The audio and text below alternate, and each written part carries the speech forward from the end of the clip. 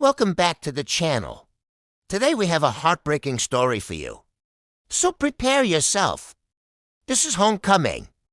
Our soldier is Staff Sergeant Daniel Reyes. He's just returned home after a 6-month deployment in Afghanistan. But instead of being welcomed by his loving family, he finds out that his wife has been cheating on him with his own stepdad. Let's see how he dealt with it. The base was alive with commotion. Soldiers shouted, laughed, hugged, and scurried about.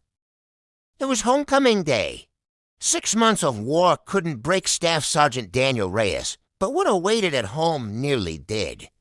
Clutching a bouquet and a small gift-wrapped box, the expectant father walked purposefully through the crowd. Despite the chaos, his eyes scanned every face until he saw her.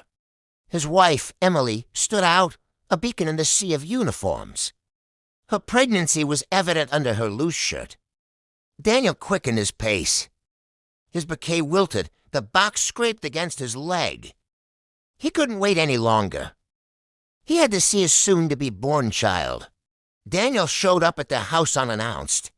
In his mind, it was supposed to be a romantic surprise, a scene straight out of a movie. But when he found the house empty, the illusion shattered. Daniel felt a surge of emotions, excitement, nervousness, hope. But these were foreign to him now, displaced by confusion and growing dread. As he walked through the house, noticing overturned furniture and clothes strewn across the floor, realization dawned on him. Where was Emily? Had she gone into labor? Had something happened? Had he come too early? With each unanswered question, fear gnawed at his heart. A knock on the door broke Daniel's thoughts. Startled, he turned to find a woman in her late 40s standing awkwardly at the entrance. Relief washed over him. Finally, someone who could answer his questions. Hi, I'm sorry to bother you, Daniel began, extending his hand, but I'm looking for my wife, Emily. Do you know where she might be? The woman hesitated, her gaze dropping to Daniel's outstretched hand before darting back to his face. Oh, right, she stammered, glancing over her shoulder as if expecting someone. Sorry, I didn't know you were back early. Thought Emily went to the cabin this weekend, she said, her tone laced with awkwardness. Cabin? What cabin? Daniel frowned, searching for answers in the woman's evasive eyes. Before he could question further, the woman cleared her throat, breaking the silence. Well, if you're looking for her, I'm sure she'll be back soon. I'll tell her you stopped by, she said, hoping to end the uncomfortable encounter. But Daniel wasn't finished. His mind raced, piecing together the fragments of information. The neighbor's hesitation, the mention of the cabin. Could there be more to the story? As Daniel stood there contemplating what to do next, he noticed a faint sound coming from inside the house. It was subtle, yet carried enough urgency to grab his attention. The front door was slightly ajar, revealing a glimpse of an overturned chair and a discarded blanket on the floor. Curiosity and concern battled within him. Should he investigate further or respect his wife's privacy? The sound grew louder, now a clear whisper that tugged at his curiosity. Daniel's internal debate ended. He pushed the door open and stepped inside. Driven by a mix of apprehension and determination, Daniel cautiously entered the room, each step echoing in the silence. The sight before him was both unexpected and unsettling. Amidst the mess lay a half-open laptop, revealing a series of text messages that seemed to tell a story of deceit. The sender's name, David Wilson, was unknown to Daniel, but the content of the messages sent a chill down his spine. They hinted at a relationship, one that Emily had been hiding. Daniel's heart sank as he scrolled through the messages. Each word a nail driven into the coffin of his trust. He started going through phone records, bank charges, pictures hidden in a cloud storage. Everything pointed towards one devastating conclusion. The baby wasn't his. Daniel felt the weight of his wife's betrayal crushing him. Memories of video calls from the past 6 months flashed before his eyes. Emily's face, tired, distant, the coldness in her voice when answering his calls. He should have seen the signs, he thought, anger and hurt warring within him. Instead of confronting her immediately, Daniel chose a different path. He reached out to a lawyer, seeking advice, poring over documents, dissecting every detail of his marriage. His movements were precise, his tone even quiet. Broken, but methodical. Every fiber of his being wanted to scream, to tear apart the evidence, to confront Emily. But he held back. Daniel was a soldier. He was trained to strategize, to plan, to execute. And that's what he was doing. He was planning his next move. But before that, he had to let her know that he knew. He went back home, finding Emily in the living room. She was surprised to see him.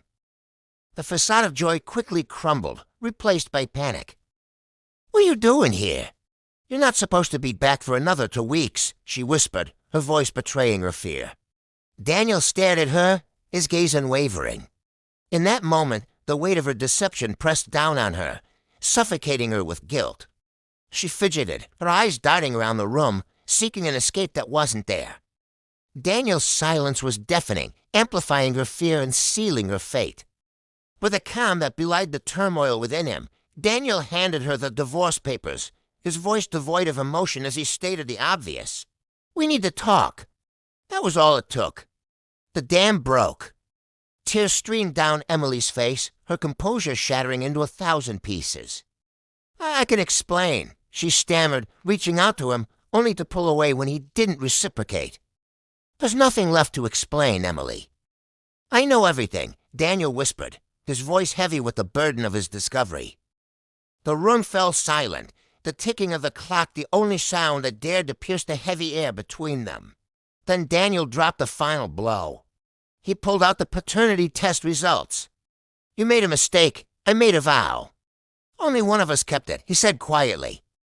But those words echoed in Emily's ears long after he had left, bouncing off the walls of her despair.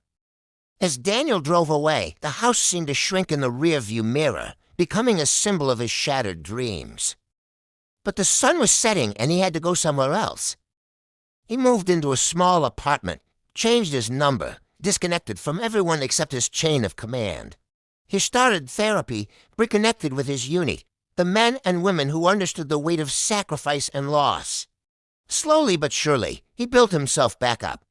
Daniel picked up the pace. One day he wrote a letter to his unborn child, pouring his heart out onto paper.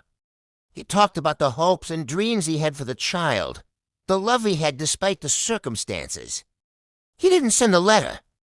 Instead, he left it with one of his closest friends, the friend he had asked to pick up the baby rattle from his porch. The friend understood. A year had passed since Daniel came back home. The scars of betrayal had faded, but the memories remained. Now he volunteered with other veterans dealing with similar situations, helping them navigate the treacherous waters of betrayal and PTSD. He didn't volunteer because he wanted to help others. He volunteered because it helped him to deal with his own pain. One day, Daniel went back to the house where it all happened. He sat on the porch swing and looked around. It was a beautiful day.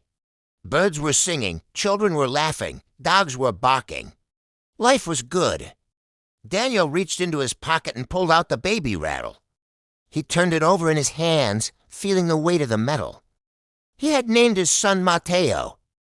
Matteo would never know him, but he knew Matteo and he loved him. Daniel placed the rattle on the bench beside him and stood up. He walked away from the house, his head held high, his shoulders squared, the sun rising behind him, casting his shadow long and strong on the path ahead. Not all battles, he thought, are fought overseas. Some are fought inside the heart.